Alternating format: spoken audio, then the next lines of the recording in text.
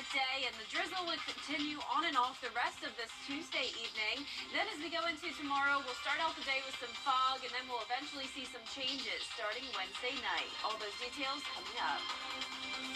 Right now on News Channel 6 at 4, new charges in the investigation of a missing woman in Aiken County, what the suspect is now accused of.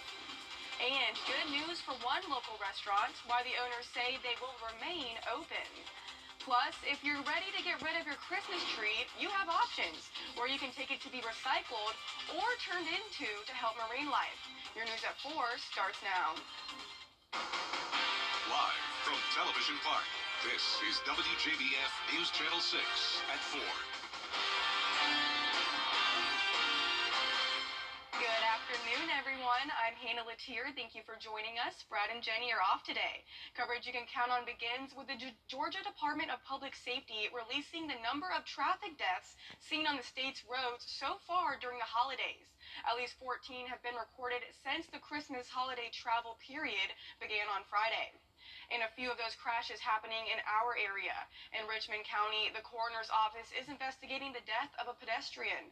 It happened last night on Meadowbrook Drive and Bullock Avenue. Investigators say 43-year-old Sean Quay Hester was hit by a vehicle and died at the scene. The South Carolina Highway Patrol needs your help to find a hit-and-run suspect. It happened Sunday night on Edgefield Road near Amelia Drive.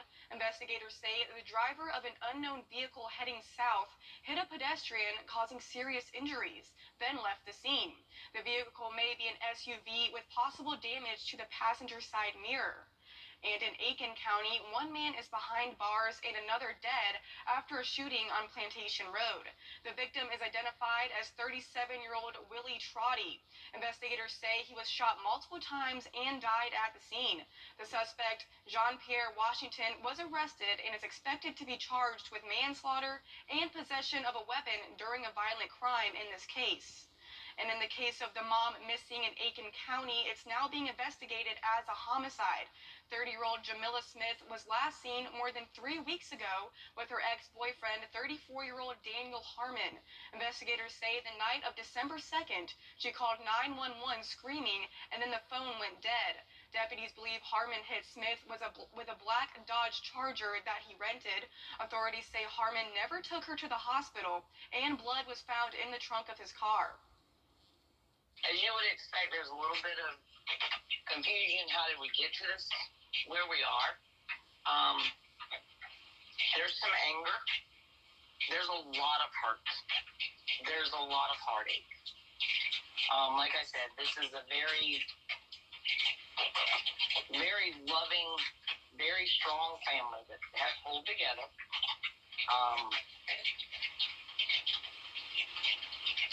They are adamant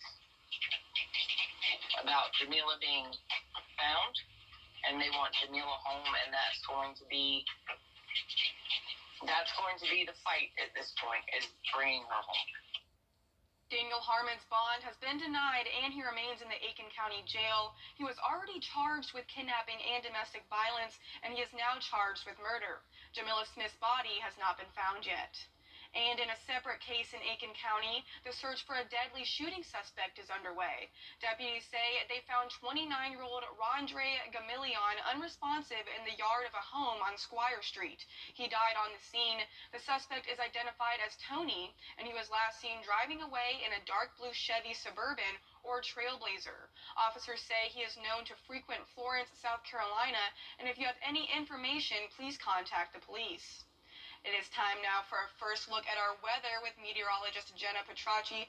Jenna, it seems like your forecast for this Christmas week came true. Yeah, that's exactly right. We definitely got warmer, but we also saw the rain. The rain began on Christmas Day, and it is not letting up. Luckily, it's very light, though. Most of this is drizzle, and it's very scattered on and off activity. So here's the latest on Live Viper 6. It's really struggling to pick up exactly how much rain we're seeing. So if you're in some of our western counties, it may look look like it's dry, but there's really drizzle all around the CSRA, just not picking up since the radar beams are so high and these clouds are so low with some low-level moisture. So here it is, though, across the metro, you can see the drizzle. This is this blue color representing that very light rain, not snow, so don't get those mixed up. You can see here across North Augusta into Aiken and Edgefield County, also Saluda County pretty much covered with the drizzle. That's been our main hotspot for the highest amount of rain over the past 2 days, 1.32 inches in Saluda County. The rest of the CSRA mostly under the half-inch mark, a little bit higher in parts of Aiken County around the interstate. But as we look further towards the north in the upstate around Greenville and Spartanburg, we do have over 4 inches of rain. So fortunately for us, we're not dealing with any flood concerns. The heaviest rain is far out of our area. You can see how wet it is, though, as we take a live look at our Terry Lambert Hyundai Skyview cam at Washington Road. Completely cloudy outside with some pretty warm temperatures for the month of December. We're sitting in the 60s, 65 in Augusta, 67 in Thompson and Evans.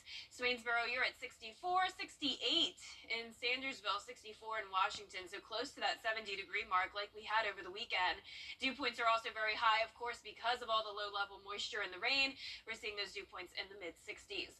Winds are coming in from the southeast, a little bit breezy in some spots, up to 8 miles per hour. And you can see we do have a cold front knocking on our door. Once this comes through, we'll start to dry out for our Wednesday as we have high pressure taking back over. But in the meantime, tonight, drizzle remains in the forecast through the 8 o'clock hours. Temperatures stay in those low to mid-60s. So overcast skies, on and off drizzle. Fog will develop tomorrow morning. And then on Wednesday, we'll start to see some changes coming our way. So I'll have all those details coming up, but back to you, Hannah. All right, Jenna, thank you so much. A popular family restaurant that has been in Augusta for years has announced they will be staying open after originally sharing that they would be closing. Graham Lee joins us now with more details. Graham? Well, that's right, Hannah. Ruth's Family Restaurant announcing on their Facebook page they'll be keeping its doors open after originally telling the public they were closing back in November. The restaurant has been serving customers for almost 60 years, but the community was shocked to hear it was closing its doors at the end of the year back on November 11th. But just 3 days ago, they let everyone know they will stay open. Longtime server Diana Davis will take over as new manager, along with her husband, who says this place means everything to them. You know, it's part of the community. And plus, you know, you got people here that depends on this place for their livelihood. You got a lot of people coming here and they sit down. And my wife comes in, she tells me some stories about some people where their spouse have passed away and they want to sit in a certain spot and stuff like that. So that means a lot to her and also to people that come in here. So thanks to the owners, Ruth has been granted a new 5-year lease. Workers tell me at least until then, they plan on continuing to serve some of the best food in Columbia County. Hannah? All right, Graham, thank you. The end of Christmas Day marks the beginning of Kwanzaa, the week-long holiday celebrating African American heritage. Each day represents a different principle. Today is Umoja, which means unity in Swahili. An American black separatist created the holiday in 1966 and based many of its observances on traditions from the African Harvest Festival. Roughly 2.5% of Americans observe Kwanzaa. And it's the day after Christmas, and that means a frenzy of returns, both in stores and online. Derek Dennis tells us what's different this year. All those Christmas gifts that didn't fit, were too ugly, or were just downright wrong are going back. The National Retail Federation says consumers are expected to return $173 billion in holiday gifts this year. Returning items is a hassle. You got to package things up. You got to figure out the shipping label. You got to make time for that chore to bring that item back. And Kristen McGrath with Retail Me Not says there will be more returns than ever. Why? Holiday sales were at record levels this year, nearly $1 trillion spent. And all that buying simply means more returning. In a lot of cases, you can return gifts that were purchased online in-store to a retailer's in-store location, so that it can be a lot easier for people rather than, having to figure out how to ship a gift back. But check the fine print on your receipts. Several retailers have added restocking fees or return shipping fees. Macy's charging $9.99, JCPenney $8, TJ Maxx $11.99. And watch for return deadlines. Target allowing 90 days for most items. Best Buy returned by January 13th. Macy's, Walmart, and Amazon It's January 31st, except for Apple products, which have a 14-day return window. The upside to returning in store? There's some really great sales going on right after Christmas. Retailers know people are going to be in store returning things, so they try to make it worth their while. Got a gift card? Enjoy the gift of time. Federal law mandates gift cards cannot expire for 5 years. Several states have even longer windows. And if you don't plan to spend the money on that gift card, check out sites like CardCash or Raise.com, allowing you to sell your gift card for a fee. You're using a keep it return policy. That's when you are told to keep the item if the value is less than what it would cost to ship it back. And the presents have been opened. Now, what do you do with the wrapping paper in the boxes?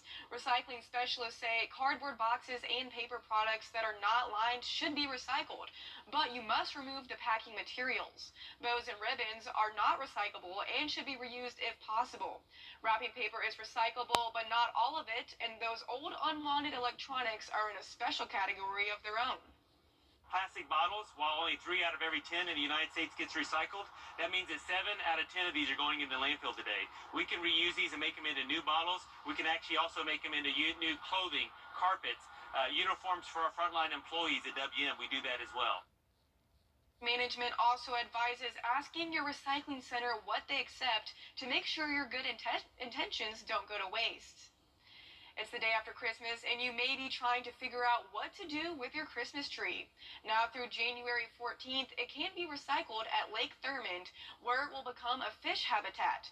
In Georgia, you can drop it off at the Amity Day-Use Boat Ramp area and the Keg Creek Boat Ramp. In South Carolina, head to the Below Dam Day-Use Park, Dorn Boat Ramp, or Parksville Day-Use Boat Ramp area. All decorations and hooks must be removed from the tree. And coming up, a new treatment for tinnitus. One woman shares her experience. Stay with us.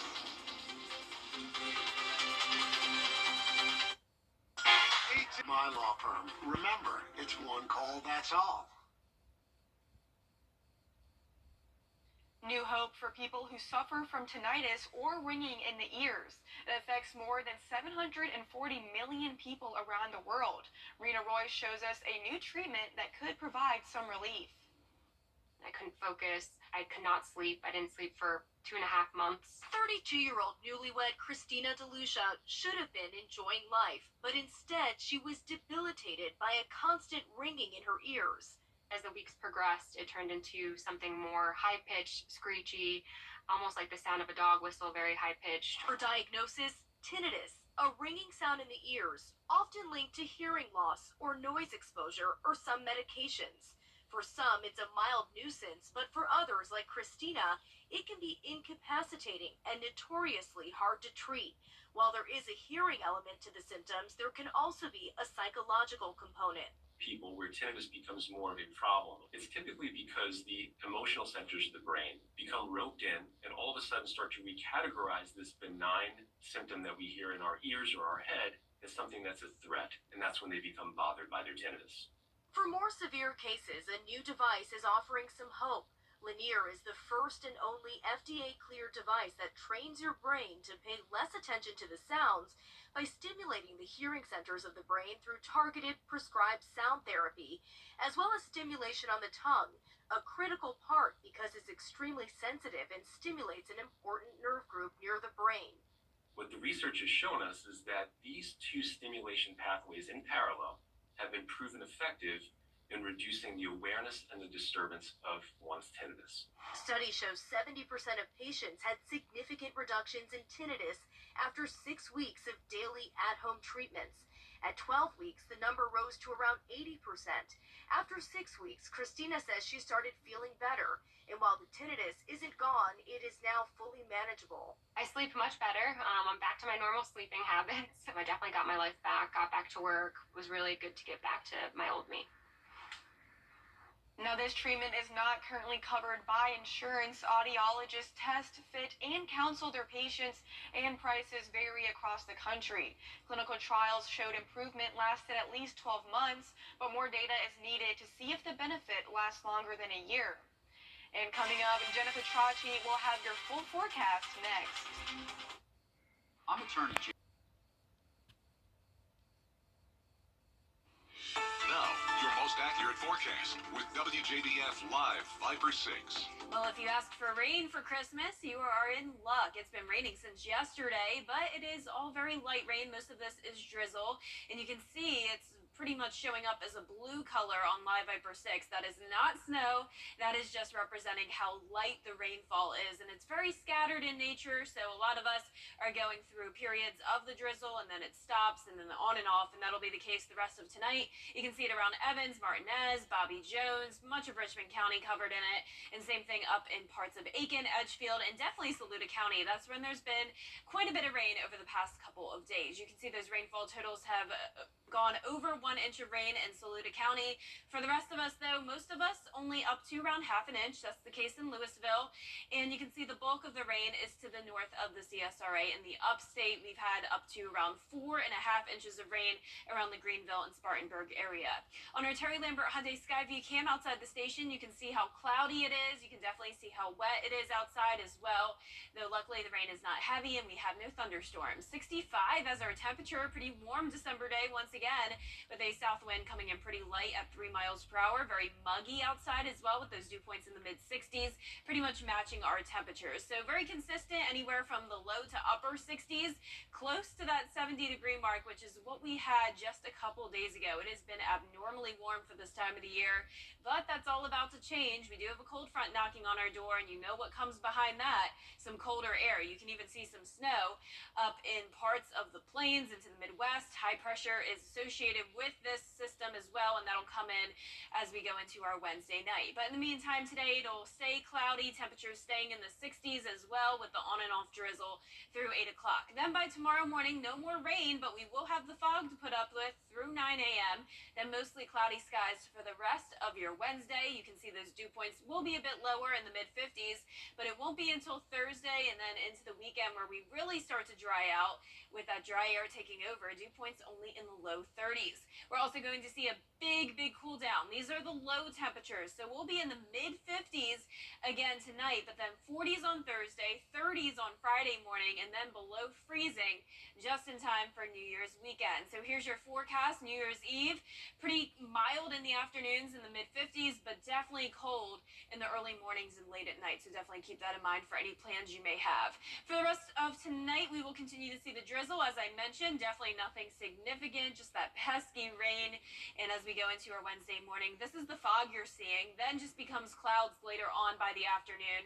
Not a lot of breaks in the clouds, and you can see the visibility starts to get pretty poor tonight, continuing all the way through tomorrow morning. By 7 a.m., still very poor, and then starting to improve as the morning goes on. Our lows tonight will be in the mid 50s, well above average. Highs tomorrow also above average in the mid to upper 60s. And your 10-day forecast showing the one more day of warmer temperatures. Then we start to cool down on Thursday, low of 42, high of 62. Then for the rest of your week into New Year's Eve weekend, we'll start to see even cooler temperatures back to below freezing. And next week looks pretty cool as well and mostly dry. Well, I'm okay for right now, Jenna, because even though it's wet outside, I like that it's still not cold. I know. It's been so cold lately, and we definitely needed a break. We needed a breather, exactly. Well, thank you so much. Coming up, one cat in Australia is adding a new title to his resume. That story next. If you've been hurt in a car wreck, what are you waiting for? Call George Sink Injury Lawyers at all nines now. The sooner you call, the sooner they can help. George Sink Injury Lawyers has the experience to help you get your money fast. If you've been hurt in a car wreck, call all nines. There's challenges. Ollie the cat is believed to have made history in Australia. The furry feline set sail as part of a boat's crew in the annual Sydney to Hobart yacht race. Throughout the 78 years of this race, there have been no official records of a cat on board until now. Ollie and his owner Bob Williams, who is a retired Navy officer, have sailed around Australia for the past 5 years. Well, there's more coverage you can count on at 4:30, including the push to get rid of the sales tax on baby products. Stay with us.